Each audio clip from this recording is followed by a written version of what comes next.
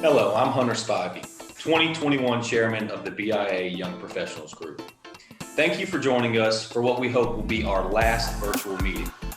We are planning in-person meetings and events for the rest of the year, and we hope that you can join us. Looking ahead to April, there are 3 events that you can attend at no charge. We have a BIA after-hour event on April 7th and April 14th. Both are free to attend. Just sign up at biaofcentralsc.com, and we encourage all young professionals to join and attend the SMC's annual Pour War event on Wednesday, April 21st at the Tin Roof in Columbia. Fellow BIA members sling drinks for tips to benefit Make-A-Wish Foundation, SC. It's a fun night for sure.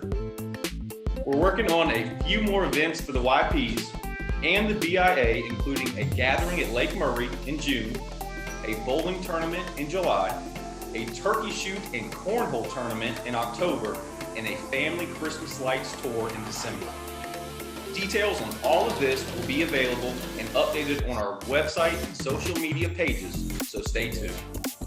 Also, please spread the word to your friends and colleagues about the Young Professionals Group.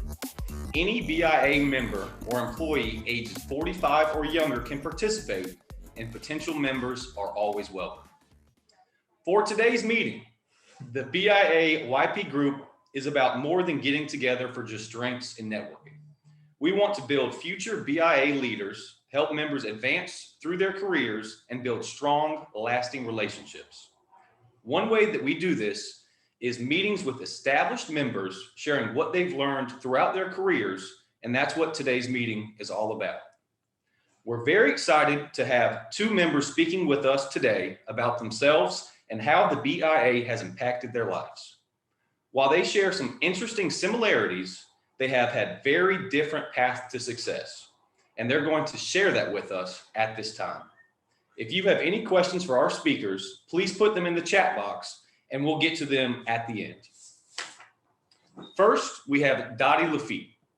In addition to presiding over her own residential company, LaFitte Custom Homes, she led others through her involvement in the BIA of Central SC, HBA of SC, and National Association of Home Builders. She served as our Build Pact trustee in NAHB's Political Action Committee since 1982 and is an NAHB Senior Life Director. She served as president of the BIA in 1987 and has received numerous awards, including Builder of the Year and the Gordon A. Harrison Award. She was inducted into the SC Housing Hall of Fame in 1998 and received the Regal Lifetime Achievement Award in 2018. Second, we have Pam Crane. An entrepreneur from an early age, Pam started her first company in her 20s. This has included opportunities in technology, fitness, sales and marketing, real estate, and that just names a few. After selling her technology business in 2010, she decided to follow her passion of redesigning spaces and capitalize on the experience she had while flipping houses with her husband over the past 25 years. Through this process, Pam discovered a real affinity for design, specifically around drafting and spatial design as it relates to construction. She and her business partner are dedicated to creating a culture focused on elevating the construction experience by addressing the negative stigmas associated with this industry. Part of this focus is an emphasis on training and developing young people in a way that creates excitement in construction. So ladies, thank you very much for spending time with us today, and I'll turn it over to y'all. Thank you very much, Hunter.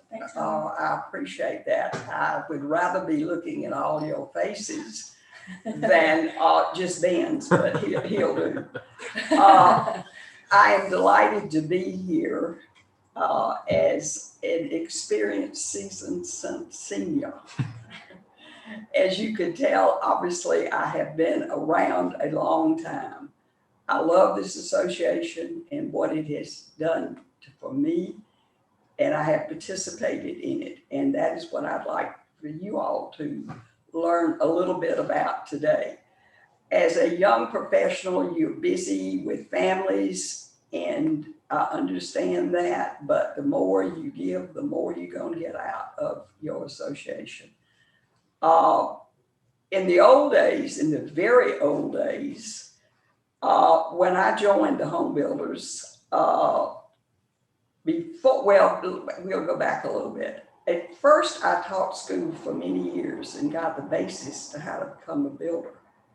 If I can make bad boys behave in the classroom, I can maybe learn a little something from subs, but maybe teach them a thing or two.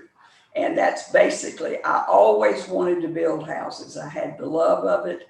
I had taken aptitude tests back in 1957, before your parents were probably even born, that said you should go into construction or mechanical engineering or architecture. So I immediately went to Converse College and majored in English, the same as my young friend Pam here did.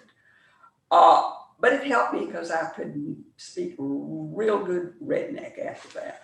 So I taught school from I started in 1961 and started building houses in 75.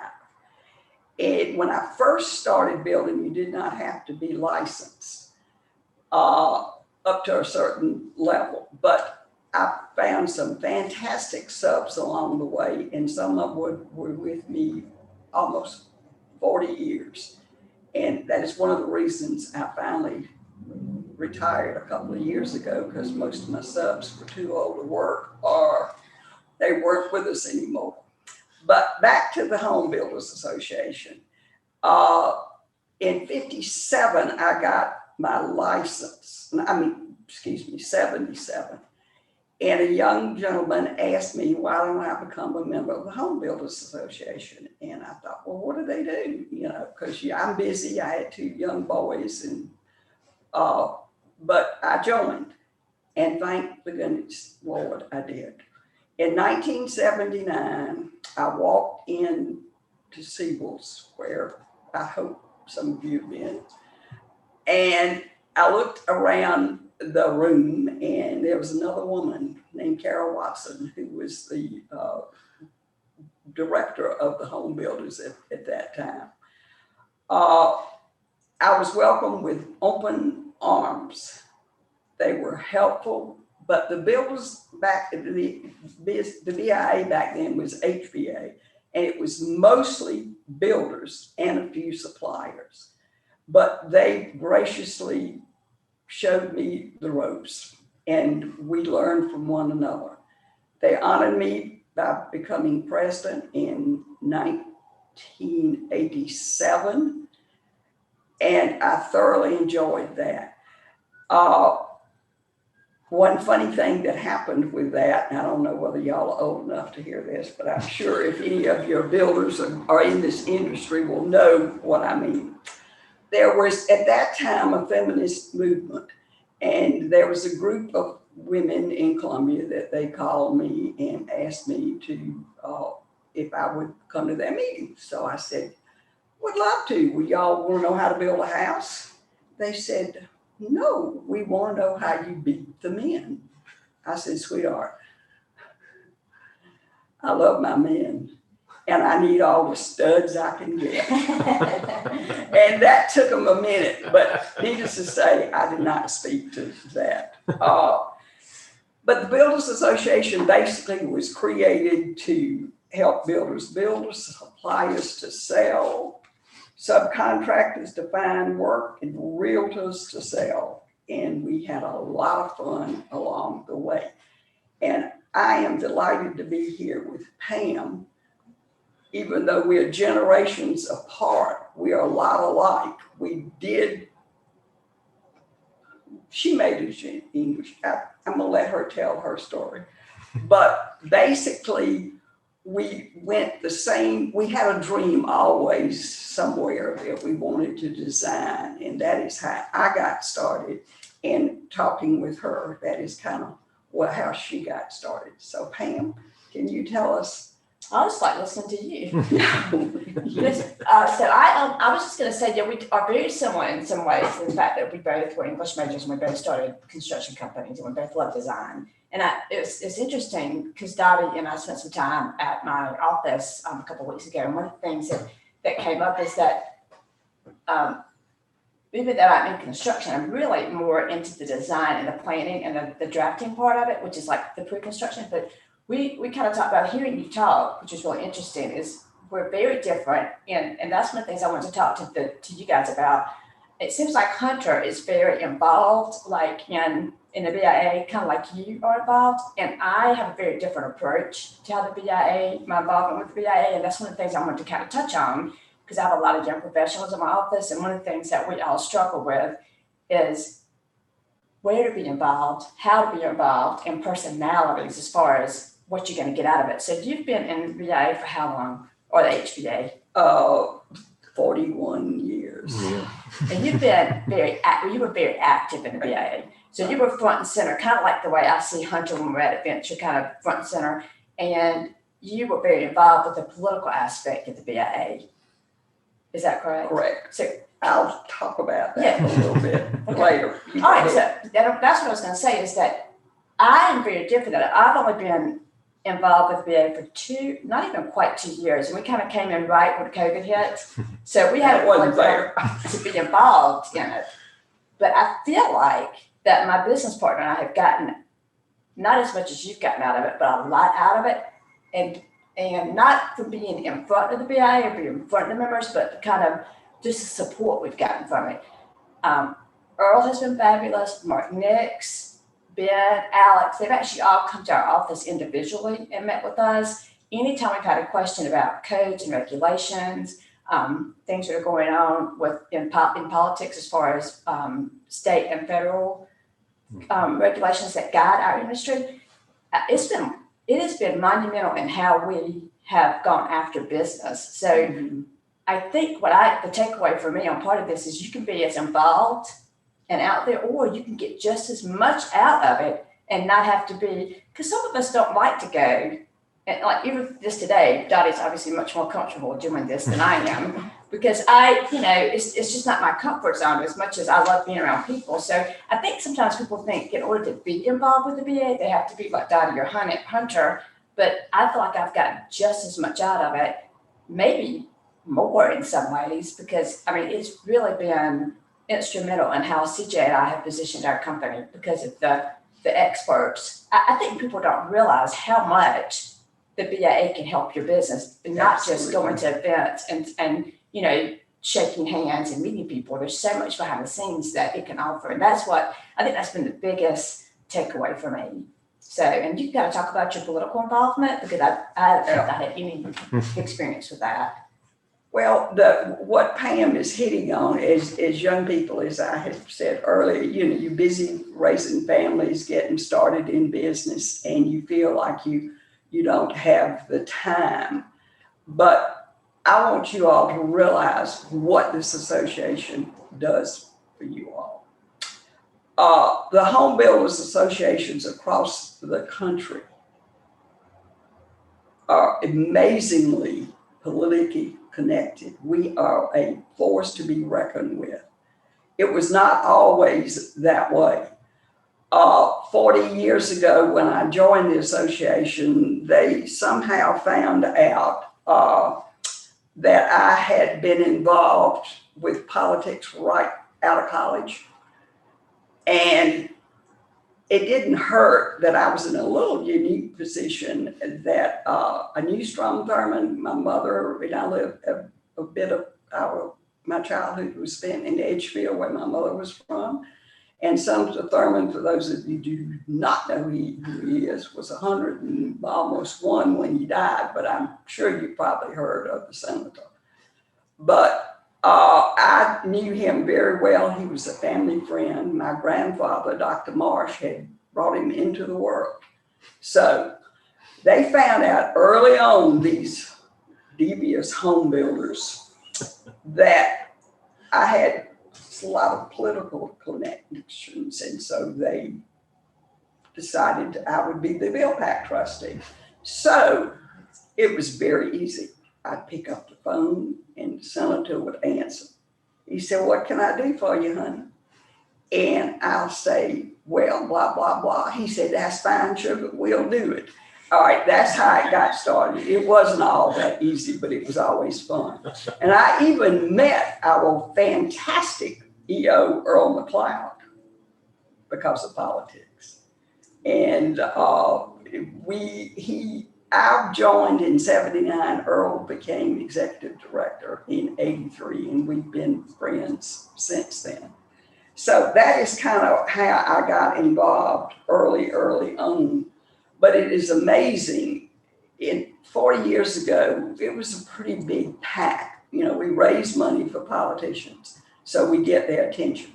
Now, we didn't have to give money to Strom to get his attention, but most politicians, you gotta have an inroad. Our doors have always been open between the help from the EO and the members. And it ended up being basically a lobbying job.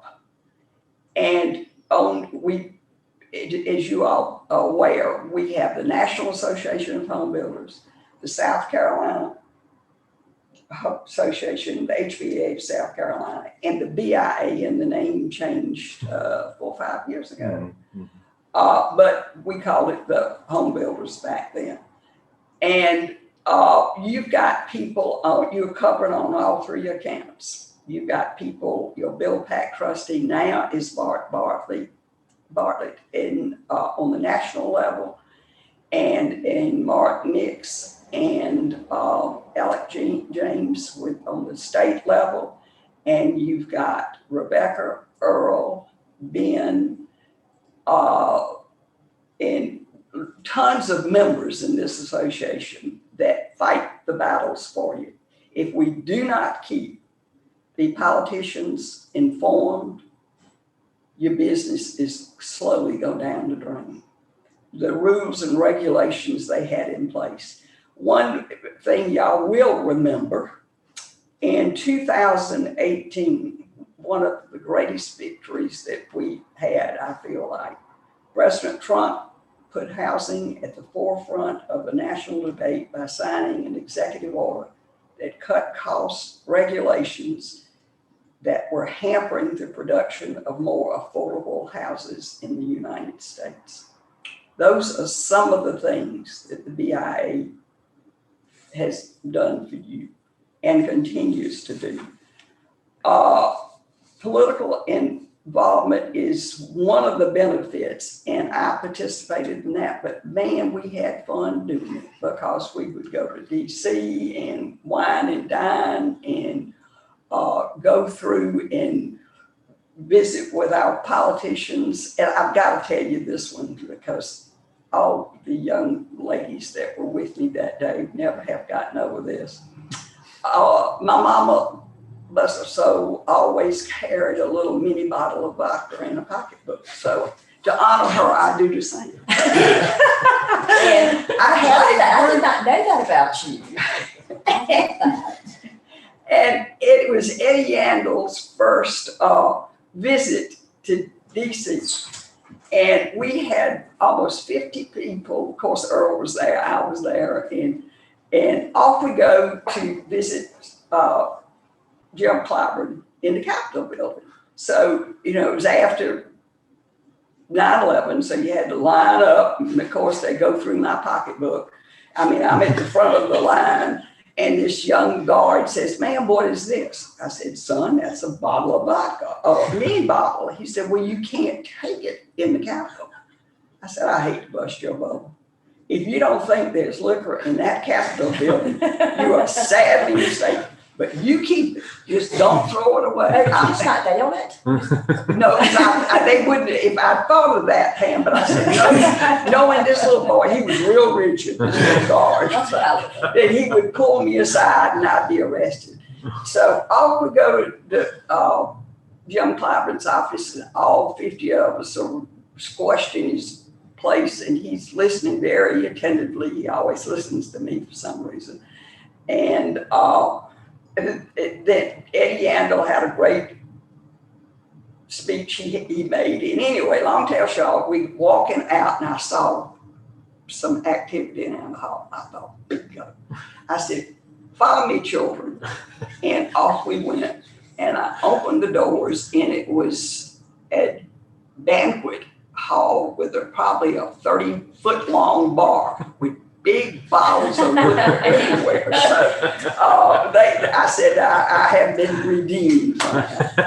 But some other, the point of these stories, and we have fun doing all this, you end up making lifelong friends in this association. But we have benefits like the golf and the fishing, the holiday ball. We network, we've got educational seminars, we mentor people. Also, the BIA has scholarships, college scholarships for members. And a lot of you probably don't know that because your children obviously aren't that old yet. Or some maybe, I have no idea. But one of the things that you need to put on your agenda, Hunter, the International Builders Show. It is one of my first introductions into builders across the country because I went in building on a wing and a prayer. I didn't have a clue what I was doing. I kind of did, but I knew how to get good men to tell me my good subs, but we didn't have to have superintendents in those days. You had subs that cared. Like I said, most of them stayed with me for 40 years. But when I went to my first International Builders Show, it is incredible. I went to seminars with other builders, custom builders across the country, and learned a lot. In those days, we didn't have cell phones. We didn't have computers. Everything, you wrote a check by hand and tried to keep it all straight. And you'd have to get up at 5 and start calling the subs and all. It was a different bailiwick. But it has evolved now, the International Builders Show.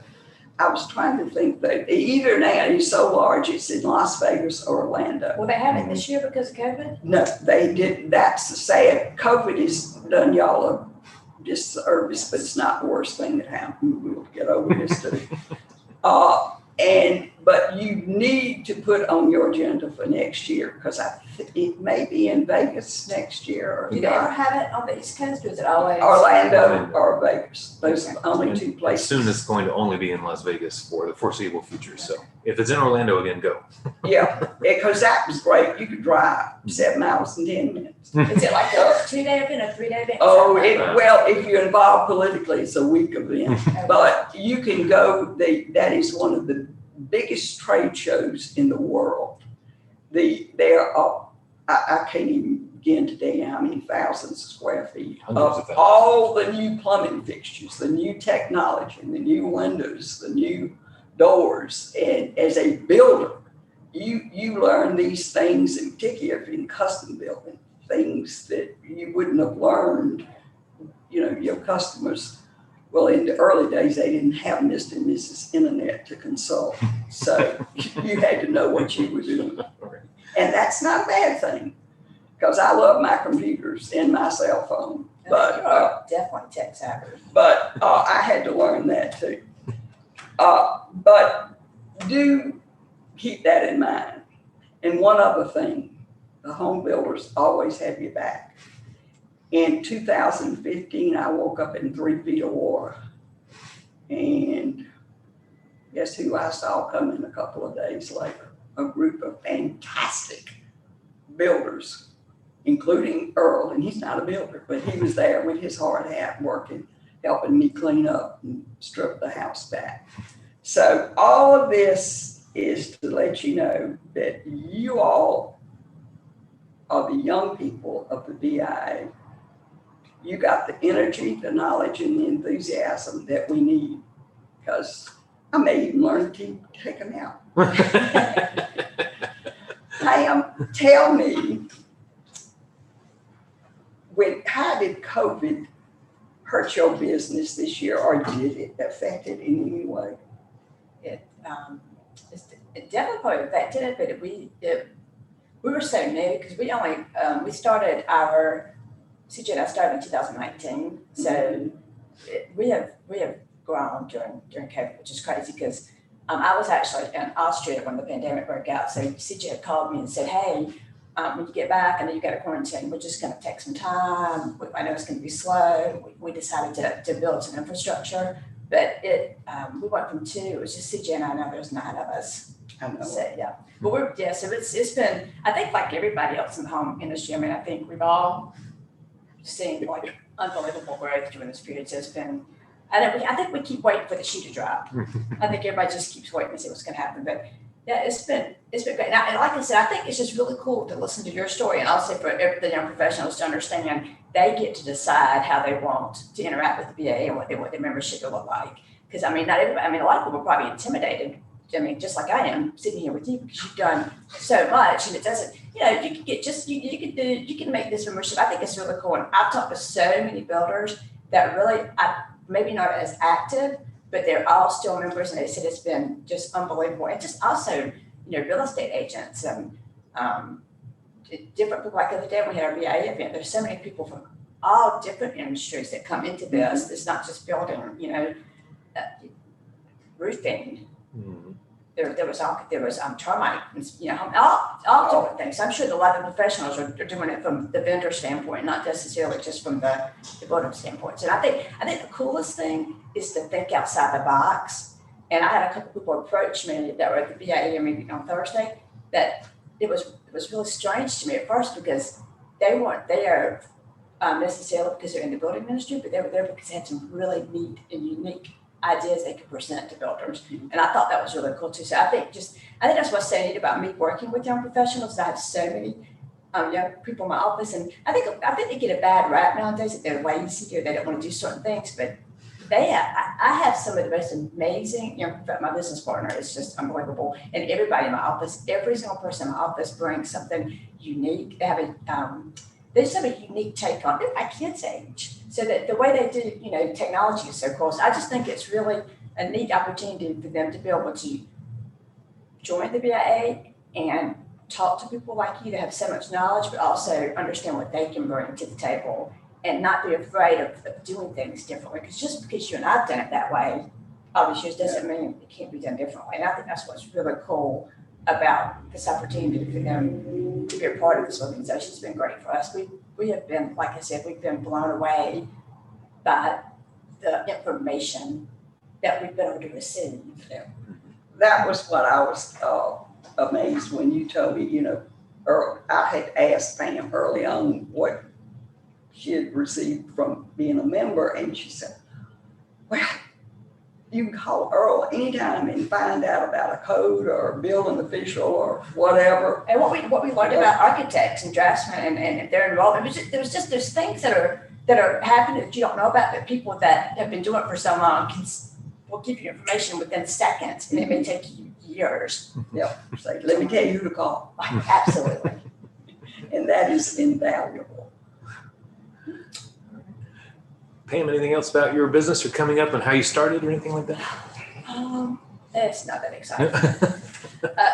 Basically, I was in technology and had an opportunity to sell my technology business and had flipped houses with my husband.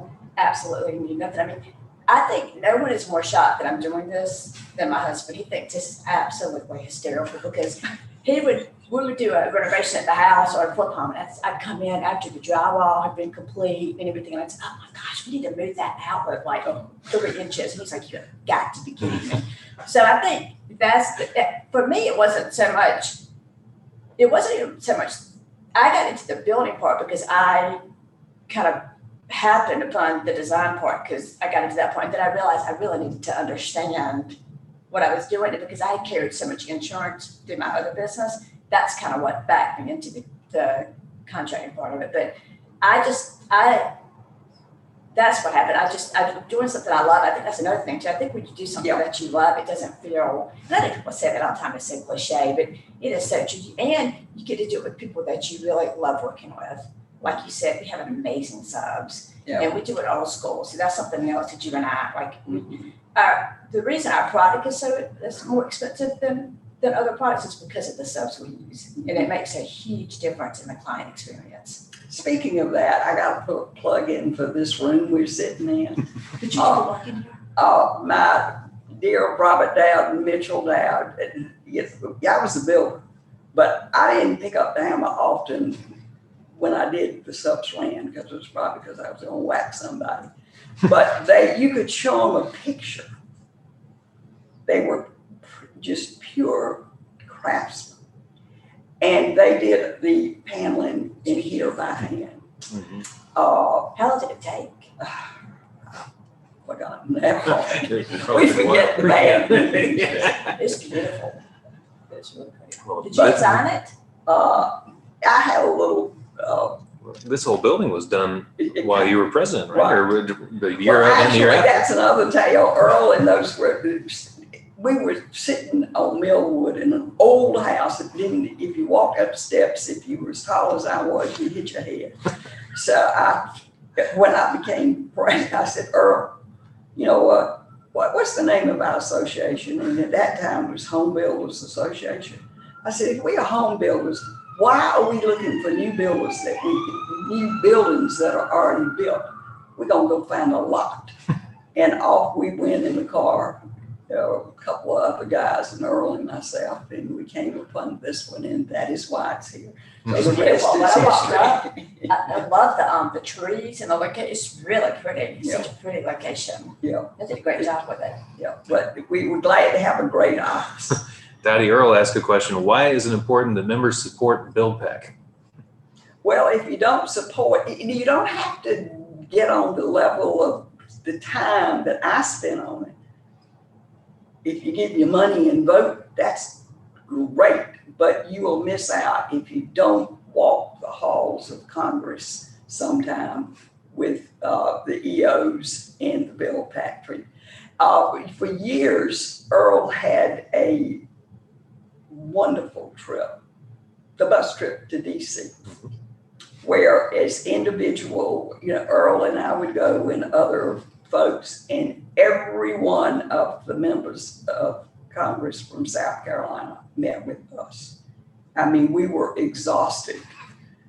But this year, of course, COVID came and did not have it. That's another thing. Hopefully that will come back and you can participate in that. But if you do not participate on any level, BuildPAC's important, the local builders and the state builders, because you've got to keep the issues in front of the politicians, or somebody else will put some issues there that will put you out of business. And that is what we're there for. We are the watchdogs for you all, and you can participate as much as you like or as little as you like, as long as you contribute monetarily.